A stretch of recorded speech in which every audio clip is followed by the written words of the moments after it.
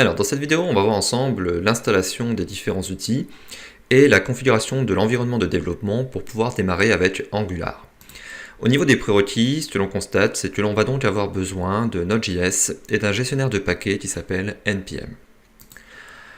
On va commencer par télécharger Node.js et l'installer. Pour cela, on suivra tout simplement les paramètres par défaut.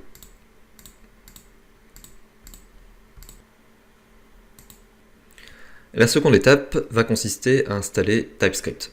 C'est le langage que l'on va utiliser pour Angular et pour l'ensemble de nos projets. Pour résumer, c'est un langage orienté objet, fortement typé, proche de C# ou de Java, et qui va permettre au final de transcompiler un code JavaScript qui va être directement interprétable soit par un navigateur, soit par un moteur JS classique. Vous voyez que l'installation se fait via le gestionnaire de package npm, et donc il va suffire de lancer une commande pour pouvoir réaliser cette installation. On va donc ouvrir une invite de commande, et on va copier ici donc la commande. Vous voyez que on va utiliser le paramètre install, puis le nom du paquet, TypeScript. Le "-g" signifie en fait que l'on va installer ce package au niveau global, ce qui va permettre de le rendre systématiquement disponible pour l'ensemble de nos projets.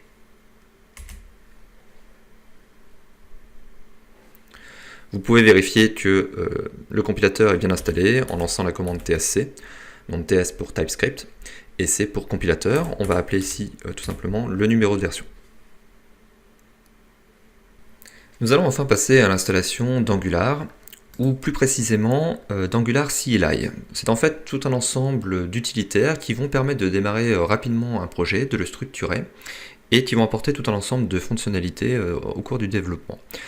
Pour installer Angular CLI, on va donc passer par le gestionnaire de paquets npm. On va donc copier ici cette commande dans notre console.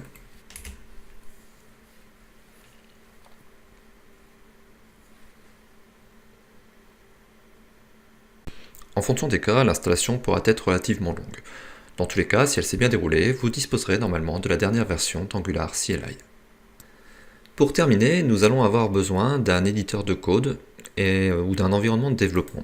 Donc pour cela, nous allons utiliser Visual Studio Code qui est fourni par Microsoft sous la forme d'une solution open source. C'est un éditeur qui supporte un grand nombre de langages, qui est relativement léger, performant, qui bénéficie d'un grand nombre d'extensions qui vont permettre d'adapter l'outil aux différents besoins. On a également des fonctionnalités d'IntelliSense pour compléter le code, des outils de débugage, pour se connecter à des solutions de contrôle de source. Donc à ce niveau, nous allons donc télécharger la version pour Windows et suivre l'installation. Donc là encore, nous allons prendre les paramètres par défaut.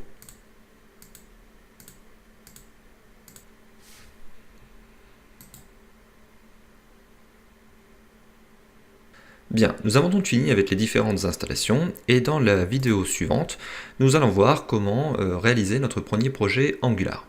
Pour cela, nous allons suivre le tutoriel qui est proposé sur le site officiel.